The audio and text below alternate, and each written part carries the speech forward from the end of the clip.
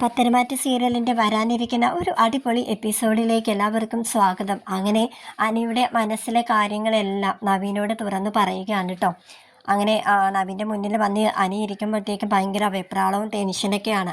അവൻ എങ്ങനെ തുടങ്ങണം, പറഞ്ഞു കഴിഞ്ഞാൽ എന്തായിരിക്കും നവീൻ്റെ ഭാഗത്ത് നിന്നുള്ള റെസ്പോൺസ് എന്നൊക്കെ അറിയാനായിട്ട് ഭയങ്കര ടെൻഷൻ അടിച്ചിരിക്കണം. അപ്പോൾ നവീൻ പറയുന്നുണ്ട്. അപ്പോൾ നവീൻ എന്തായാലും അനി പറയാൻ വരുന്ന കാര്യം എന്താണെന്ന് നല്ല വ്യക്തമായിട്ട് അറിയാം. എന്നാലും അനി നീ പറയാൻ വന്ന കാര്യം എന്താണെന്ന് വെച്ചാൽ തുറന്ന് പറയുന്നു പറഞ്ഞ് അവനിങ്ങനെ പറഞ്ഞുകൊണ്ടിരിക്കുകയാണ് കേട്ടോ. അങ്ങനെ അനി പറയുകയാണ്, എടാ നീ നന്ദുവിനെ സ്നേഹിച്ച് തുടങ്ങുന്നതിനേക്കാൾ മുമ്പേ തന്നെ എൻ്റെയും അനാമികയുടെയും വിവാഹത്തിന് മുന്നേ തന്നെ എനിക്ക് നന്ദുവിനോട് ഇഷ്ടമുണ്ടായിരുന്നു എന്ന് നവീനോട് പറയുകയാണ് കേട്ടോ.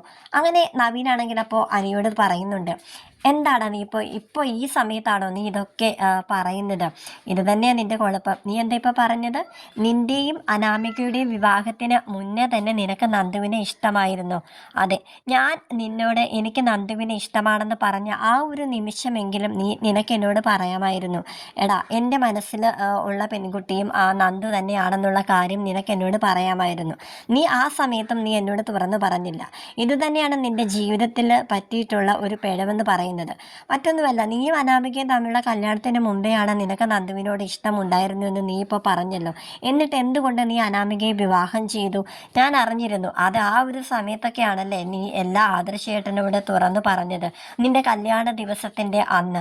അതുകൊണ്ടല്ലേ നീയും അനാമികയും തമ്മിലുള്ള വിവാഹമൊക്കെ നടന്നത്. എടാ, ഇനിയിപ്പോൾ ഒന്നും പറഞ്ഞിട്ട് ഒരു കാര്യമില്ല. എന്തായാലും ഞാൻ സ്നേഹിച്ച പെൺകുട്ടി അത് നന്ദുവാണ്. ആ നന്ദുവിനെ മറക്കാനായിട്ട് എനിക്ക് ഒരിക്കലും സാധിക്കുകയില്ല.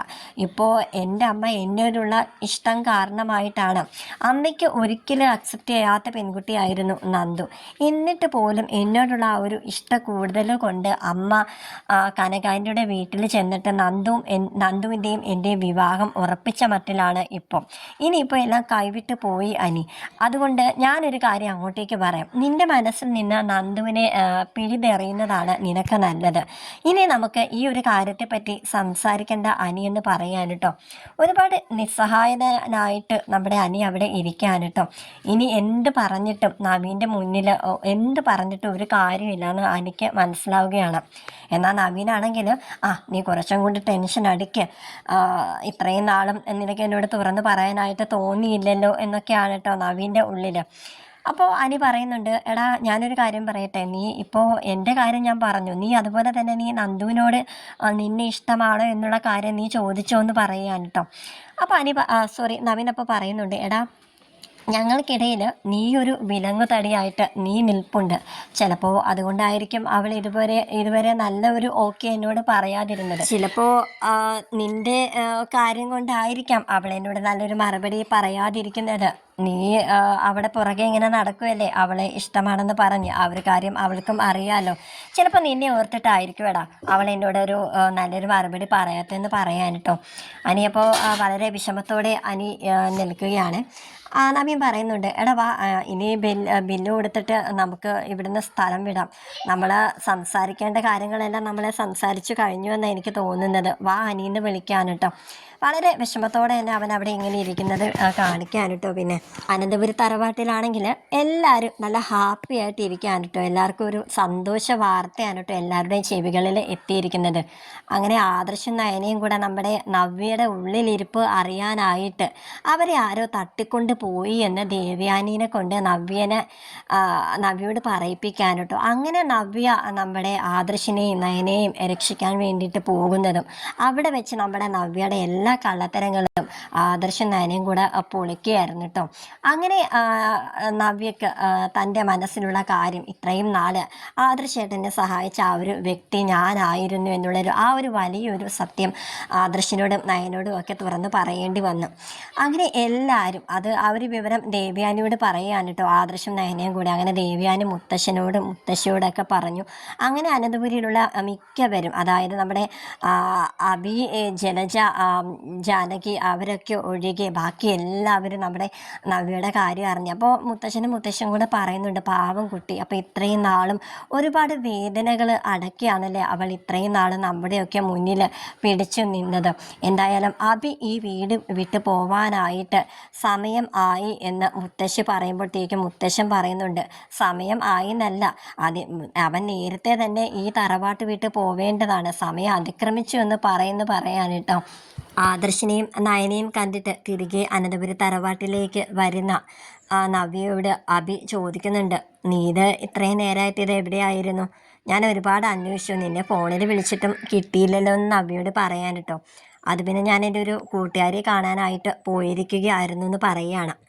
അഭിയപ്പോൾ പറയുന്നുണ്ട്, എടി അച്ഛൻ എന്നെ ഇപ്പോൾ വിളിച്ചിരുന്നു, ഇപ്പോൾ ഓണമൊക്കെ വരികയല്ലേ, ഇത്തവണത്തെ കച്ചവടം പൊളിക്കണമെന്നാണ് അച്ഛൻ പറഞ്ഞിരിക്കുന്നത്, അതുകൊണ്ട് തന്നെ സ്വർണത്തിനൊന്നും പണിക്കൂലി പോലും അച്ഛൻ വാങ്ങിക്കേണ്ടെന്നാണ് പറഞ്ഞിരിക്കുന്നത്, വമ്പിച്ച പരസ്യമാണ് ചെയ്യുന്നത്, അറിയാലോ നീയാണ് എല്ലാത്തിൻ്റെയും മോഡല്, അത് കൂടാണ്ട് പിന്നെ വേറെ ഒരു സർപ്രൈസ് കൂടെ ഉണ്ട് കേട്ടോ എന്ന് പറയാൻ കേട്ടോ. അപ്പം നവി ചോദിക്കുന്നുണ്ട്, എന്താണ് ആ സർപ്രൈസ് എന്ന് ചോദിക്കുമ്പോഴത്തേക്കും, എടി അച്ഛനൊരു സിനിമ എടുക്കുന്നുണ്ട് കേട്ടോ, അത് ഇപ്പോൾ അച്ഛൻ്റെ ബഡ്ജറ്റിൽ ഒരു 8-9 കോടിയാണ് ഉള്ളത്, പക്ഷെ ആ 8-9 കോടിക്കൊന്നും ഇപ്പോഴുള്ള നടിമാരെ ഒന്നും കിട്ടത്തൊന്നുമില്ല, അതുകൊണ്ട് ഞാൻ അച്ഛനോട് നിൻ്റെ പേര് സജസ്റ്റ് ചെയ്യാനായിട്ടാണ് ഇരുന്നത്, പക്ഷേ അതിനെക്കാട്ടി മുന്നേ തന്നെ അച്ഛൻ നിൻ്റെ പേര് ഇങ്ങോട്ടേക്ക് പറഞ്ഞടി, അതുകൊണ്ട് നമ്മളൊരു സിനിമ ചെയ്യാൻ പോവുക, അതിൽ നീ ആയിരിക്കും നായികയെന്ന് പറയാൻ കേട്ടോ.